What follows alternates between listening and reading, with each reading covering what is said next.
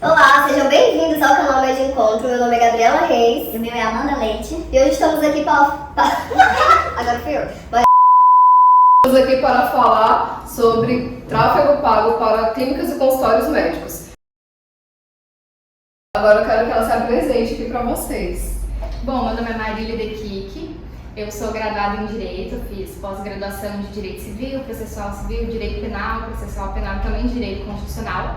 Mas ao longo do tempo fui percebendo que eu não tinha uma identificação com o direito.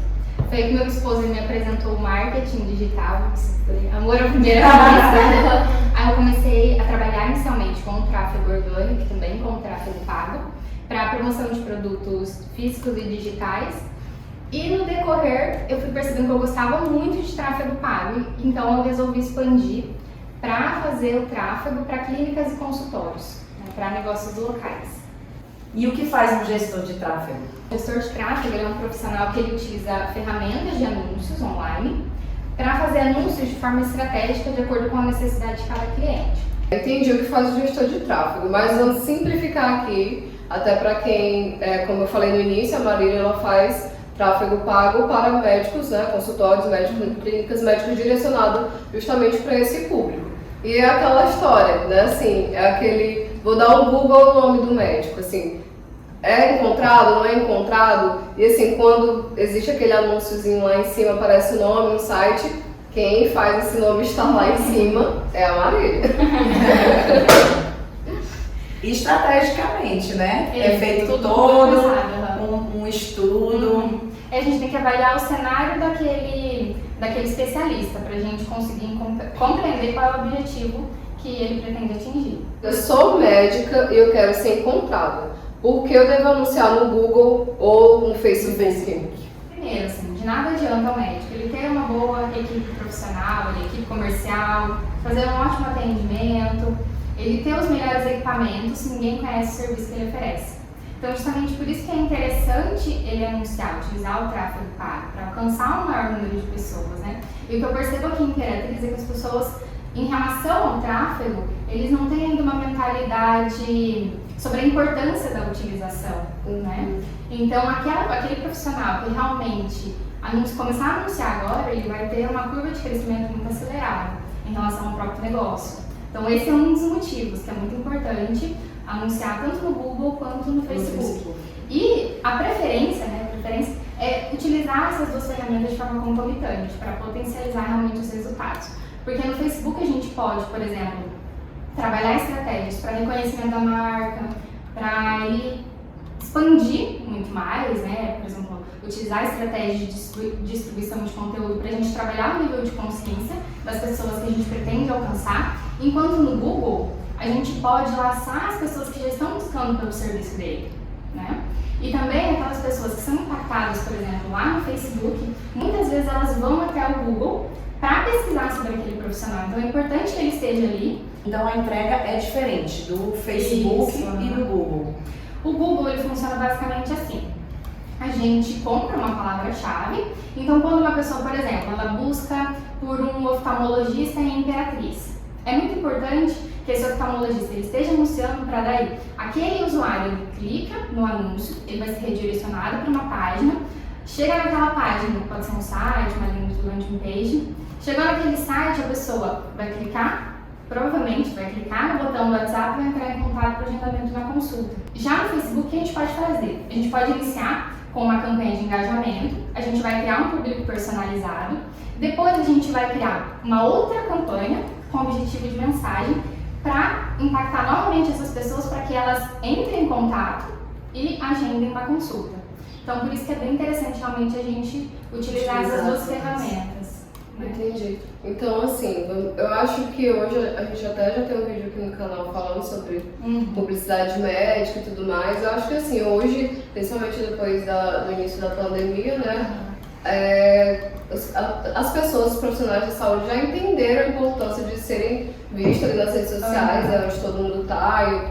Assim, acho que hoje pra tudo a gente pesquisa, né? Se é pra comer, se é pra contratar um serviço, se é pra contratar um profissional, um advogado, um médico. E eu acho que assim, a gente vê esse movimento, né, dos médicos nas redes sociais.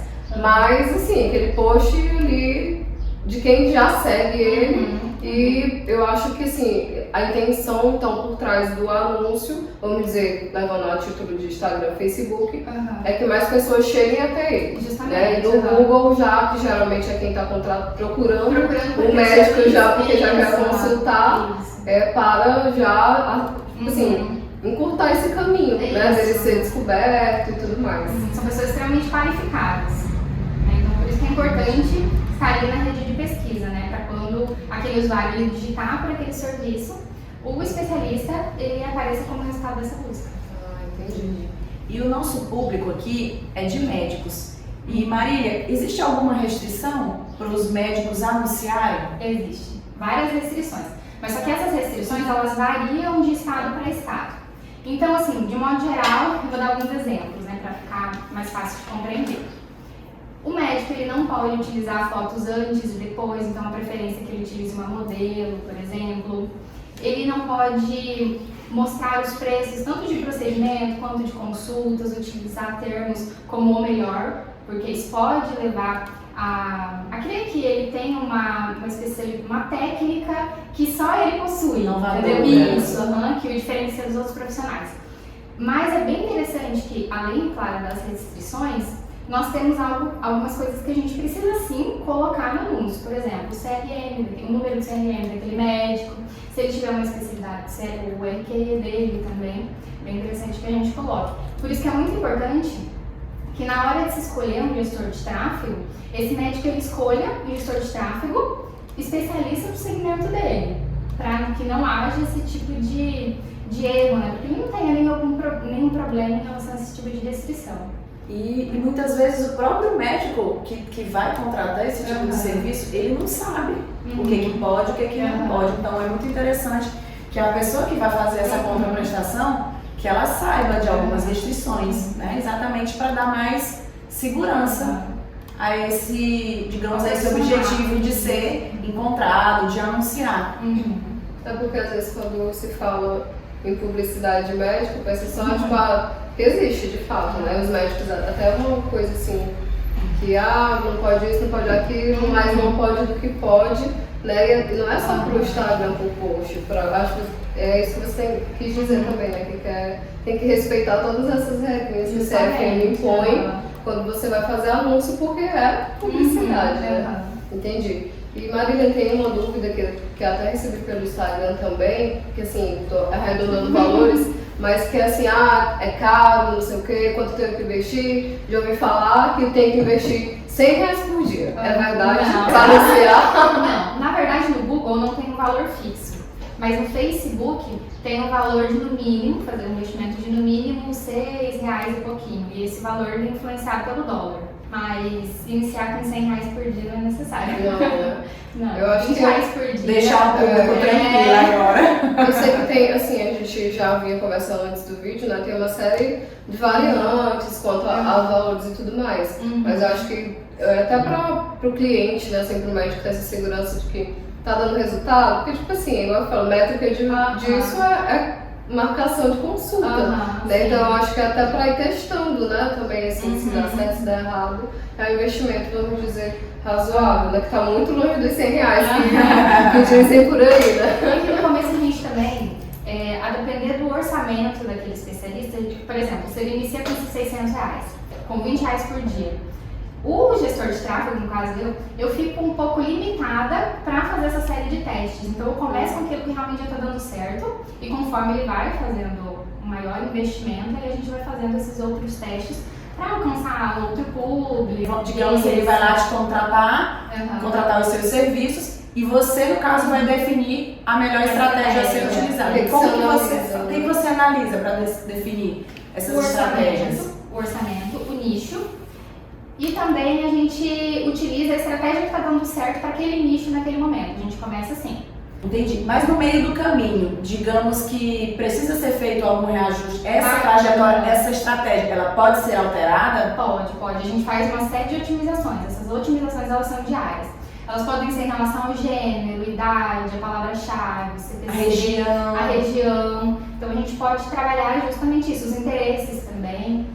Então, nessa análise de melhor estratégia, digamos assim, existe uma diferenciação de você pegar um médico, digamos, que tem já um perfil bastante, que já gera bastante conteúdo, já gera autoridade. Tem essa diferenciação de pegar um cliente assim, O que não está muito nas redes sociais e o que já tem bastante presença? Tem. Em relação às estratégias, tem sim. Porque se eu pego um profissional que ele não tem muitos seguidores, por exemplo, ele tem também uma presença digital muito forte, é bem interessante que a gente utilize o Facebook para que a gente trabalhe justamente isso, para que a gente consiga mais seguidores, por exemplo, para que haja um fortalecimento da marca pessoal dele. Só que é muito importante que esse profissional... A gente sabe que quem contrata esse tipo de serviço quer, vamos dizer assim, resultado, né? E a gente já... É o paciente na hora. Pelo menos saber o alcance, além da agenda, como é que funciona, né? E a gente sabe, você trabalha nesse nicho, né, para profissionais de saúde, clínicas médicas. A gente também tem esse relacionamento com médicos e a gente sabe que são, né? Vocês são exigentes, vocês querem mesmo ver o que está acontecendo. Então, assim, no teu trabalho desse ano, você tem como metrificar, saber quantas pessoas chegaram lá naquele site ou no perfil do Instagram, idade, de onde é que está vindo essa pessoa, tem como isso acontecer? Tem.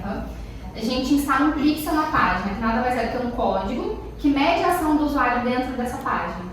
Então, digamos que esse usuário ele clica no botão para ser redirecionado para o WhatsApp para conversar com a secretária. Então, no momento que ele clica, aí já vai ser considerada uma ação de conversão. Então, eu consigo saber quantas pessoas estão clicando e entrando em contato com a secretária do médico.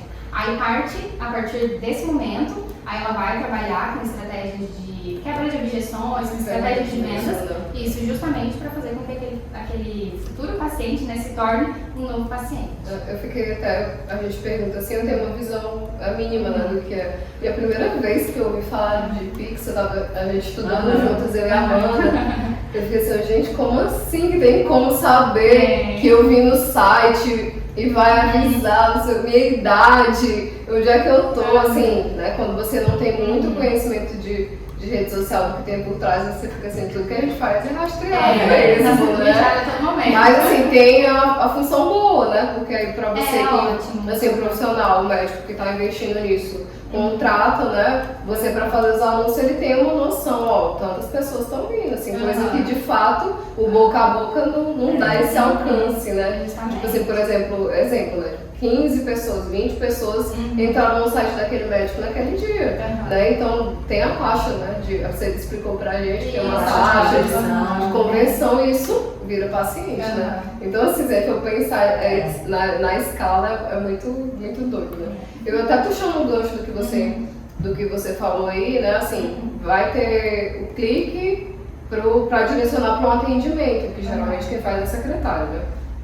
E assim, é só anunciar e deixar com a secretária ou existe de fato a necessidade de uma gestão disso, né? A gente conversou, né?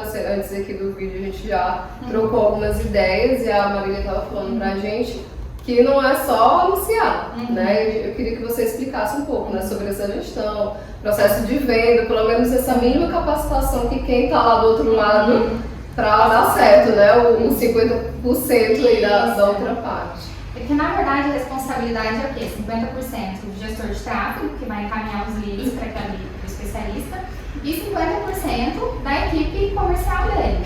Então de nada adianta o gestor de tráfego levar muitos leads, chegando lá, por exemplo, a secretária dele, a pessoa que vai receber esses leads, seja uma secretária, por exemplo, sim ou não. A pessoa, tem tal horário? Não tem.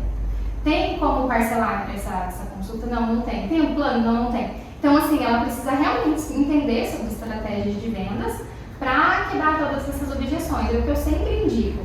A criação de um roteirinho mesmo, com as principais perguntas, são as perguntas frequentes, e já deixa ali no Word a pergunta quebrando já aquelas objeções, para que facilite, né? Caso a secretária ela tenha um pouquinho de dificuldade ou não tenha um bom treinamento em relação a isso. É um dos aspectos da capacitação, né? A gente fala, assim, que a secretária, nossa, é o braço direito do médico, porque ela não é uma recepcionista, né? Ela atende, ela entrega o documento, ela pega a assinatura, ela fala com o paciente. Então, assim, não adianta, eu acho que assim, aqui a gente fala um pouco a nível de onde a gente está, né? Para quem não sabe, estamos em Imperatriz do Maranhão. e a gente ainda sente um pouquinho dessa falta de nível de capacitação, né? Dos profissionais. Dos profissionais e da preocupação. Beleza, eu sou um ótimo médico, tenho isso no meu currículo, mas aí você contrata uma pessoa para ser a sua secretária, que ela tem um curso, Que não ela tem mas aquele básico. Então, Então assim, aí não consegue fazer um processo de venda porque não consegue quebrar a objeção. Aí não, tipo assim, gera problema na parte, aí já entra a nossa parte jurídica de entregar documentos que é sigiloso para a pessoa e não comunicar com o paciente, né? O médico ele é regido pelo CDC. Então qualquer desacerto ali tem que estar escrito, né? E a sua palavra da secretária não conta. E a gente fala muito, né? Fala com as meninas da Inovarem, tá falando aqui com você, a importância de ter uma equipe capacitada, né? Para todos os aspectos, inclusive descobrindo agora para fazer funcionar a gestão de tráfego, né? Digamos que um médico, uma clínica, um consultório já tenha uma equipe de marketing, né? Que envolve lá o trabalho do social media. O trabalho deles, como que é essa diferenciação? Até que ponto seria com o gestor de tráfego? Até que ponto um trabalho de um interfere ou depende ou não um do outro? Explica mais ou menos essa diferenciação para ficar mais claro para o público. Essa é uma ótima pergunta, porque no geral as pessoas confundem muito o trabalho de um gestor de tráfego com o trabalho de social media. O social media ele faz a gestão, por exemplo, da rede social, faz posts, alguns até criam um conteúdo, né, para a própria rede social daquele especialista. E o que acontece? Os criativos que a gente pode utilizar, por exemplo, no Facebook, é bem diferente dos criativos que utilizam uma rede social, né? A gente precisa de uma copy bem persuasiva. Tem alguns pontos que a gente não pode utilizar para não sofrer nenhum bloqueio nesse anúncio. Então, tem sim uma diferenciação nesse trabalho. Tem que em algum momento, se a clínica ou o consultório já tem essa equipe e opta por, não, preciso também ter um gestor de tráfego na equipe. Vocês podem trabalhar juntos em busca desse mesmo objetivo, mas vão usar estratégias diferentes, digamos assim, porque você captura ali um possível paciente, cliente no Google, no Facebook, aí digamos que ele vai retornar lá pro Instagram, digamos assim, do médico. A gente pode trabalhar com estratégias para que esse especialista ele consiga ganhar seguidores. Então é muito importante que essa rede social dele esteja bem organizada para receber esses links que a gente envia. Que você envia. Justamente. Digamos que você trabalha lá naquela outra parte e envia o potencial cliente-paciente lá para o Instagram, que também tem que estar um trabalho muito bem organizado, feito pelo social media. E o especialista também ali, trabalhando nos stories, com uma presença digital ativa, é muito interessante, para fazer com que aquele lead que nós enviamos, ele permaneça naquela rede social, né? Entendi. Só para, assim, acho que ver se eu entendi, né? E também, talvez, ver se quem tá ali escutando entendeu. Porque às vezes o médico fala, eu quero empresa de marketing. Eu acho que envolve tudo, não é? Ele já tem tudo isso incorporado no pacote. O marketing que eles geralmente contratam, que vai gerenciar ali o perfil. Estou falando de Instagram porque é a grande maioria, né? Dificilmente está em outro lugar. Vai fazer as artes dos posts, acho que eles dão direcionamento ali para um calendário de stories, alguns, né? O que o médico fala, como é que ele pode abordar e tal. Vamos dizer ali que é o que está acontecendo no Instagram naquele momento. E o gestor de tráfego, que é o teu trabalho, é como se, não é impulsionar, falar impulsionar, mas não é impulsionar do Instagram. Assim, você vai dar amplitude para aquele trabalho, né? Assim, fazer as pessoas, na verdade, chegarem ali ou no Instagram ou no site do médico. Isso, essa é uma das estratégias que a gente pode utilizar. Entendi. Então não são trabalhos separados. O trabalho de gestor de tráfego, gente, não é fazer a história do Instagram, tá? É anunciar mesmo, né? E nem conseguir seguidores, né? Só conseguir seguidores. Uma das suas estratégias levam a isso como consequência. Tem também estratégia para a gente conseguir seguidor, mas a maioria das estratégias que a gente utiliza, os seguidores aparecem como um efeito colateral. Assim. Entendi. Tá ótimo. Marília, muito obrigada por ter aceitado o nosso convite. Foi um prazer conversar com você, conhecer mais sobre o seu trabalho, né? Nos bastidores a gente já tem conversado bastante. E assim, muito obrigada mesmo pela disponibilidade de estar aqui. Foi ótimo o nosso papo. Volte Obrigada sempre. e até os próximos. Tchau, tchau.